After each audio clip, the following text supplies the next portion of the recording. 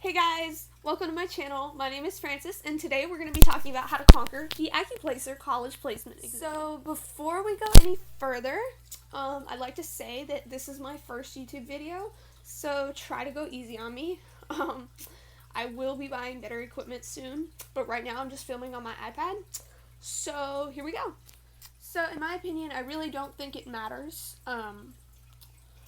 which or where you take your Accuplacer, whether it's through your local college or the college board or wherever you take it. But there's pretty much two facades of it. There's pretty much two sides. There's math, of course, and then there's reading and writing. Two books that I recommend are Barron's Accuplacer Math. Looks like this. It really prepared me for all of the math that was on it. So the Accuplacer is broken up into three different mathematical components. There's arithmetic, elementary algebra, and then college level algebra. Pretty much what I found the hardest was obviously the college level algebra, but this book is very descriptive and it provides step-by-step instructions on how to solve each different type of problem. And it does cover all of the different categories of like levels of math. It goes like all the way from like operations with integers all the way to like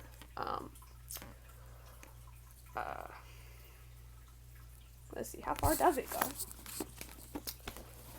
Let me read out some of the chapters for you.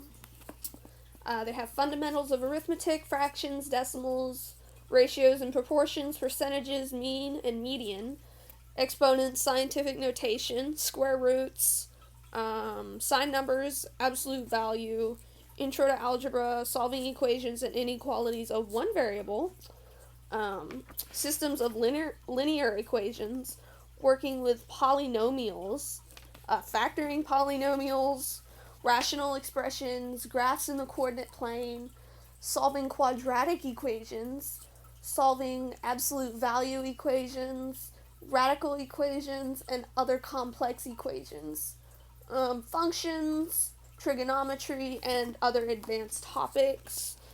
This book also comes with 3 full-length practice tests, which I found really useful because I am a nervous test taker. But I would really recommend this book. There will be a link in the description. And if you're on a budget like me, I found this book at Barnes & Noble for about $20, and it really saved me. I don't think I would be dually enrolled if I didn't have this book, and that really says a lot because this book was so helpful. Because if you're like me and you know absolutely nothing about math and you need a really quick pick-me-up crash course on math, this book is for you. But now we can go on to writing and the reading exam and the essay. Some people don't have to take the essay. Everybody is tested differently on their qualifications and what kind of awards they've had, or where they're at, or if they've been tested before, or if they can just have the Accuplacer waived altogether. But for me, I had to do all of the tests.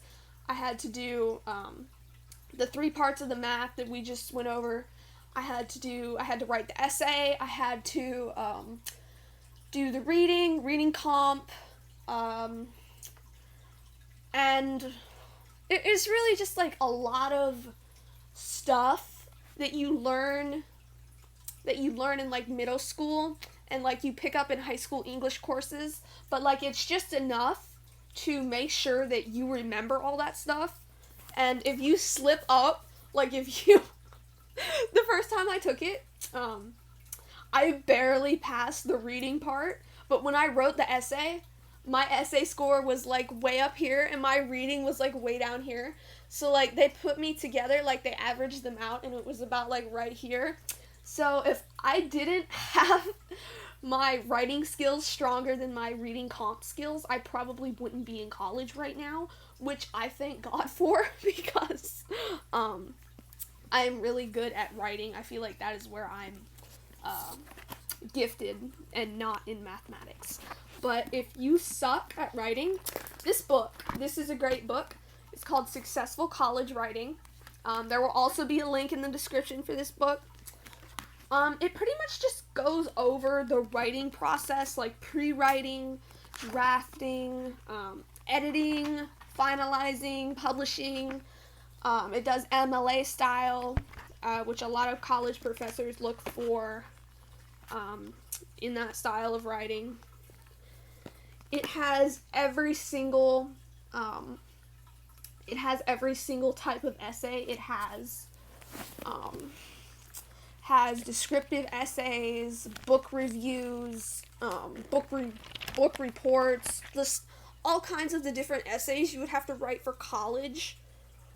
All of these essays are all in this book, and they're very step-by-step, very simple, very descriptive with what they mean by, like, which words to use and which context clues to incorporate into your paper, and it really is just phenomenal at explaining all of that. If you're not good at writing, it's very clear, it's very simple, it's very written out. So those are the two books that I recommend, and again, they will both be linked in the description below, so make sure to check them out if you are interested in any. So another thing that I want to talk about is my personal experience with the Accuplacer and how I took it, where I took it at my community college, what my scores were. I had to take it 3 times, how I prepared for it, and all of that. So pretty much I got this book at Barnes & Noble in a hurry because my grandmother was terminally ill, and it was about 5 months before the first time I took the test. So I was like, super prepared for it. I wanted to be super prepared, and I wanted to have enough time to get all this information in my head because I know that I struggle in mathematics. So that's why I bought that book. But I went through the book chronologically. I went through it in order. I breezed right through some of, like, the arithmetic, and I got, like, halfway through elementary algebra before I really started, like, having to relearn some of these strategies and stuff, because it's been, like, 2 years since I took Algebra 1 in geometry, and Algebra 2 and all that. So it was really good, like, very descriptive. It wasn't too much to learn, but it was just enough. Just, like, they give you all of the things that you need to learn in there, and I learned them. You just study really hard, but don't cram, because cramming will just stress you out. And what I did was I exhausted myself so much because I wanted to do so well on this test, but I really pushed myself too far. I had to take the mathematics part 3 times before I got it. So just take your time. Good resources are Khan Academy, what's that website, IXL, tutor.com. All of these resources will help you understand these certain topics. There's a lot of YouTube videos on certain things. Just make sure you're Googling the right terms. But the internet has a lot of resources, and if you have someone that's in college, or if you have someone that's doing this type of math that you're trying to learn, you could ask them for help. But yeah, most of the time, if you apply yourself to it, and if you stay motivated, and you stay focused, and you keep an organized schedule, you will be able to pick up most of the stuff that you need for the mathematics exam of this test. And you should be fine. But myself, I really threw myself for a loop because I was studying so much and I was so tired, and when I finally went into the exam, I had like 5 hours of sleep, and I came out of that exam and I cried because I did not do well. The first time I took it, I cut it in about half. Like 50-50. 50 was good and 50 was bad. So, I'm homeschooled, so that was the first time I had taken any sort of test like that. So I sat back and I thought about it. I was like, okay, this is fine. I'll come back. I'll study some more. I'll prepare again, and I'll keep trying. So the second time I went back, I took the exam after some months of studying. I took the exam again. I did pretty good. I saw some improvement in the areas that were weak for me, and they all went up like 1 point, and I was only like 2 points off. So I was like really, really frustrated, and it was almost time to start registering for classes, and I really felt like I wasn't going to make it for that semester because I was taking it in the summer and it was almost time to register for fall classes. But I went back again after about a month, and I studied really hard, and all my scores went up again, and I passed, and I was in. And I took the reading and writing in the essay part in between my first math attempt and my second math attempt. And I found the reading comp to be quite challenging. I don't really think it was very, complicated, but I have a hard time, reading things and analyzing them. But I've always been weak in reading comprehension. Of course, everyone is different. Everyone learns differently. But I did really great on the essay part. Like I said before, if I didn't have those writing skills, I probably wouldn't have gotten in. But preparing for the reading part was very, very much more easy for me than it was to prepare for the mathematics. So what I would recommend for the reading facade of it was to, they make those little essay prompts and stuff. Just check some of those out. Maybe Google some SAT essay writing prompts, because that's what I used. I actually studied the night before my test, and because I was really busy with other stuff that was going on in my life. So I really didn't have a lot of time to prepare for it.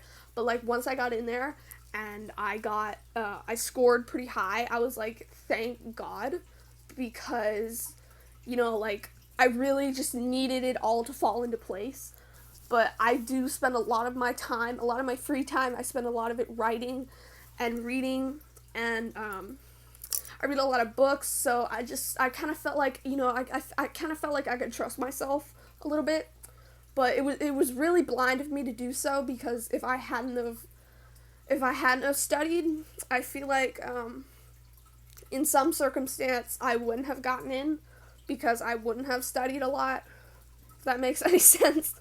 But just always study, stay hydrated, try and find an area to study that is yours, where you won't be disturbed, like maybe in your room, but not in your bed, because I learned the hard way that if you study in your bed and you're not sleeping in your bed while you're studying, well, of course you can't do that, but the way it works is that your brain associates your bed with studying rather than sleeping, and it can cause some sleep issues if you do it quite frequently.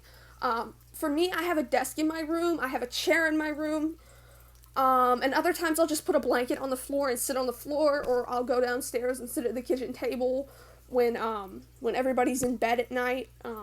Sometimes I'll get up early and study. Sometimes I'll go to the library. Sometimes I'll go sit outside if it's nice, if it's not too windy, or if it's sunny or not raining. But really, if you want to make the college lifestyle work for you, you have to be dedicated to it. And you have to be willing to study, and you have to be willing to sacrifice your personal free time to achieve your goal. And that was one of the hardest things for me, making the adjustment between high school, where it was, I was very guided by teachers and my parents to study when I got home, watch TV for an hour and then go to bed and wake up and go to school again. That was pretty much how my high school experience was. I was very introverted, But with college is very different. College is on your own terms, and if you do not set a schedule for yourself, you will probably be a mess on the verge of a breakdown, because that was what it was like for me studying with this Accuplacer test. And I was very all over the place. I stayed up till the crack of dawn every single night studying for this exam. And I thank God that I got in, but I really would not recommend studying the way I did for it. But yeah, that is how I did it. On test day. Test day, you will need a testing authorization sheet. You will need your ID, with a driver's license or like a learner's permit or whatever you have, like an ID card or whatever. You will need, maybe bring like a jacket or like a bottled water thing, but like don't bring, I have an Apple Watch. I wouldn't recommend bringing your Apple Watch into the testing center, because they made me lock up like my Apple Watch and my phone in this locker while I was in the testing center to prevent cheating. It's really not as scary as you think it is once you first go in for the first time. The first time I went in, I was so nervous. Before I went in, I got in the elevator and I started feeling like, oh my God, I'm really doing this. And I had like that moment that I was like, this is absolutely insane. But it was really a turning point in my academic life. And, I went in, it was very cold. It was very quiet. I felt like if you threw a pin on the floor, you would be able to hear it hit the carpet. And it was carpet, too. It was just so, like, it was so different, because I had never been on a college campus before this, and it really was a good experience for me, because I felt like I was growing up. I felt like, it felt very empowering, too, just to be on a college campus. The people were very nice to me. Everyone was nice to me. I was polite. When you go in, you have to, just tell them your name, tell them which tests you're supposed to be taking, because a lot of them will, like, just throw you in there and shut the door. Just make sure that you introduce yourself to the person at the desk and tell them which tests you're supposed to be taking, so there's no mix-ups or any, like, confusion about that. And, just go in, take deep breaths, and do your best. I don't know about where you'll take your Accuplacer, but when I took mine, I had 2 sheets of scrap paper.